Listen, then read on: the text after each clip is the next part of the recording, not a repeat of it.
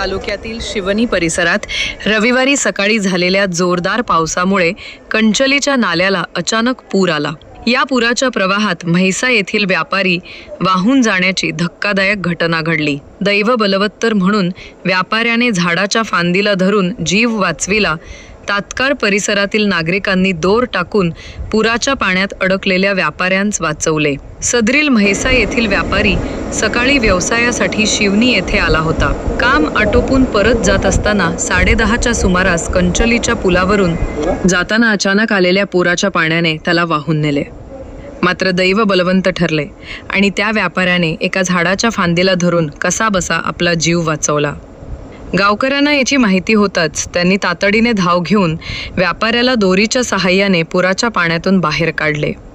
या पुलावर यापूर्वीही शाळकरी विद्यार्थी व शेतकरी पुराच्या पाण्यात अडकले होते।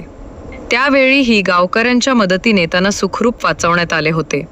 या पुलाची उंची कमी असल्याने दरवर्षी अशा घटना घडत असून पुलाची उंची वाढवावी अशी गावकऱ्यांची सातत्याने मागणी आहे। मात्र प्रशासनाने याकडे दुर्लक्ष केल्याने आजही जीव धोक्यात येत असल्याचे ग्रामस्थांचे म्हणणे आहे।